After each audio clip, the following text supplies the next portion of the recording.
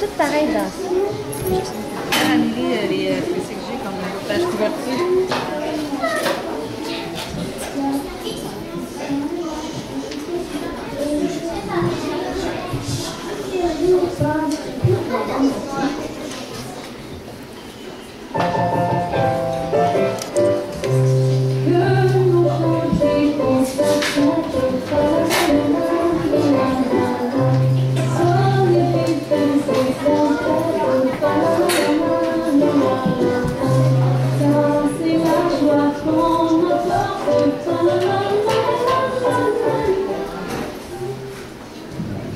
Bonjour tout le monde! En forme? Oui! Super, la congé s'en vient là avec la team. Un peu de lumière J'en ai perdu mes cheveux. Le congé s'en vient, là, après le spectacle de musique, ben aujourd'hui c'est le spectacle de marionnettes.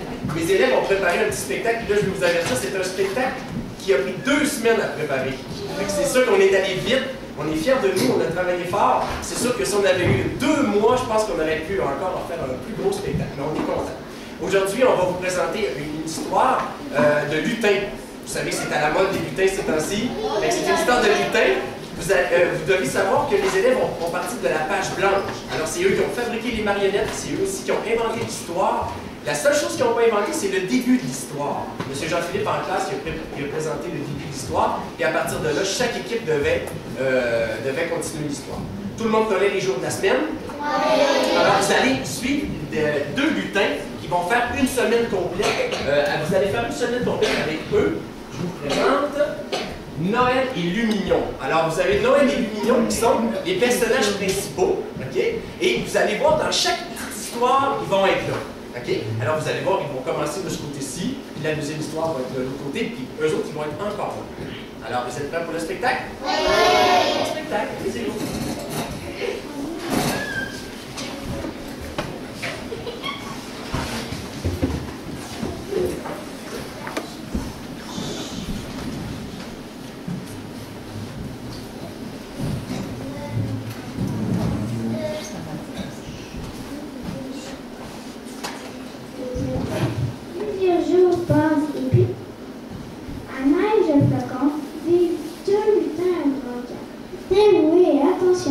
Lumignon et Noël ont déjà concentré une grande partie de leur vie à aider à consoler et à rendre service.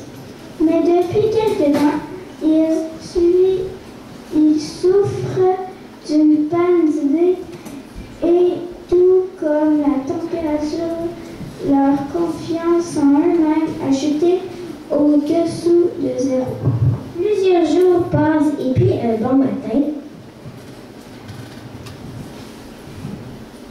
Noël, et si nous organisions une distribution de cadeaux?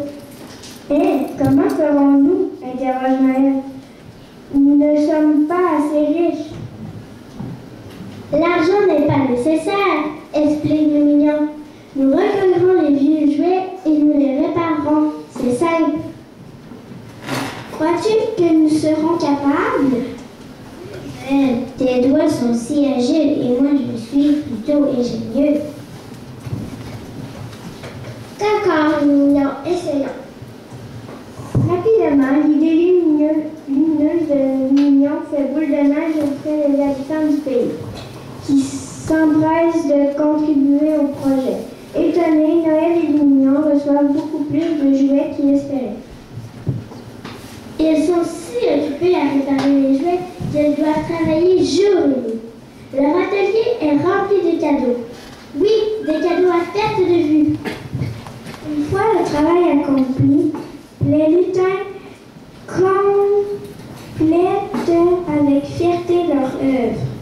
Malgré leur fatigue, ils rayonnent de joie et commencent immédiatement la distribution. Dans le pays de neige flocon, l'excitation est à son compte. Chaque personne ouvre avec enthousiasme un cadeau qui lui est destiné.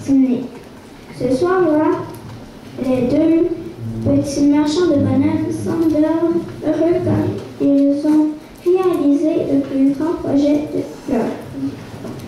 Comme une rafale, la récupération, les lutins se répandent au-delà des montagnes de glace. Chaque jour s'entasse une multitude de messages dans leur boîte aux lettres. Une enveloppe rose attire leur attention. Vite, ils ouvrent l'enveloppe et lisent le message avec curiosité. Qui a besoin de nous? Pourquoi? Ensuite, sans se parler, Noël et Lumignon se regardent et savent qu'au prochain lever de soleil, ils seront sur la route menant à ces deux personnes qui ont tant besoin d'eux.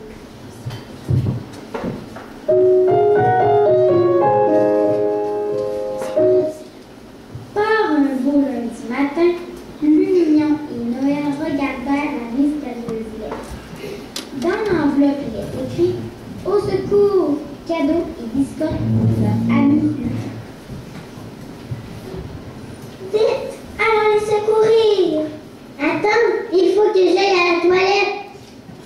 Alors, les deux lutins vont sauver leur ami lutin. Je vois Cadeau, il est là-bas, dans la butte de neige. Je suis gelée. Oui, je suis là, les amis. Qui a parlé? Alors, les amis cherchent autour de la colline. Tout à coup, ils voient une petite lutine très triste.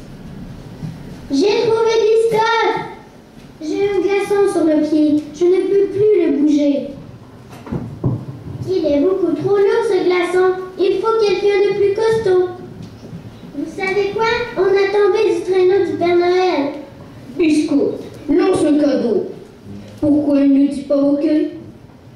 Le Père Noël se détourne. Il ne voit plus ses deux petits lutins. Il fait demi-tour. À minuit pile, il les retrouve sur la colline au flocon. Ils sont avec Noël et Lumignon. Vous avez un problème? Oui! Il faut que j'aille livrer les cadeaux. Ils vont livrer les cadeaux. Ils voient un chien. Je m'appelle Glaçon et je suis intelligent. Ma cloche magique me permet de parler. Je vais donner ce petit chien au garçon qui ne m'a pas donné de lettres. Un petit chien! Ils sont retournés chez eux, heureux et en paix.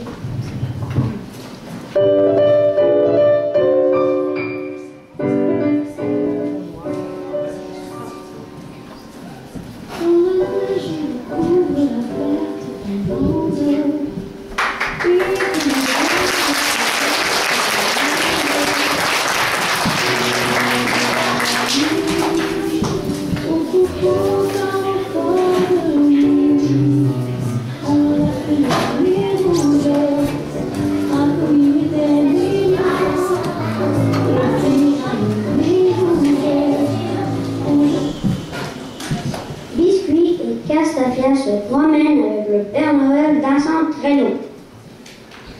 Mais un éclair a frappé le traîneau. On va s'écraser.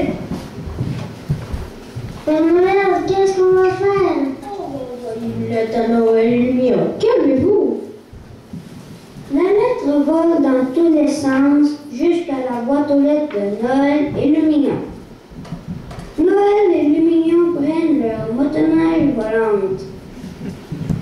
Ils vont en France et à New York. Ils ne voient pas le Père Noël. Le Père Noël envoie un message GPS à Noël et Lumignon. Ah, ils sont au Canada. Ils prennent leur motoneige volante pour aller au Canada.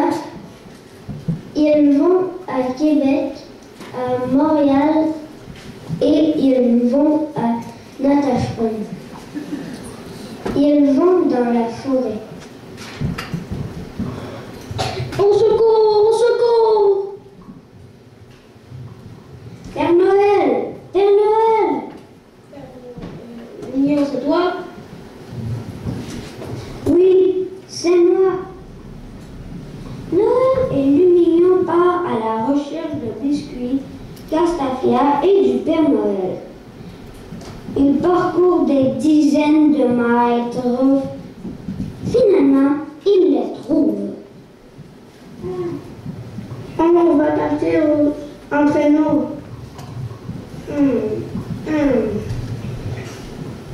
Le traîneau est brisé.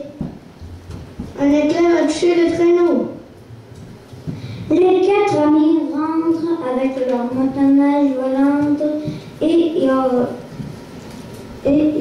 rentrent chez Noël et Lumignon et ils prennent un bon chocolat chaud après leur très grosse aventure.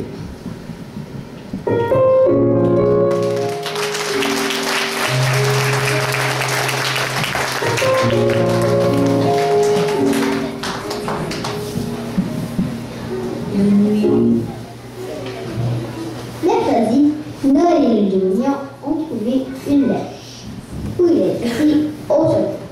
La lettre était des biscuits et câline leurs amis. Donc, ils décidaient d'aller voir. Ils ont du biscuits et câline enfermés dans une boîte de bois.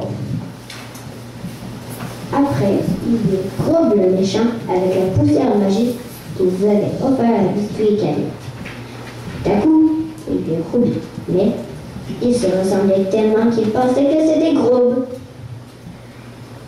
Je ne suis que son jumeau. Les mignons s'avancèrent vers vous.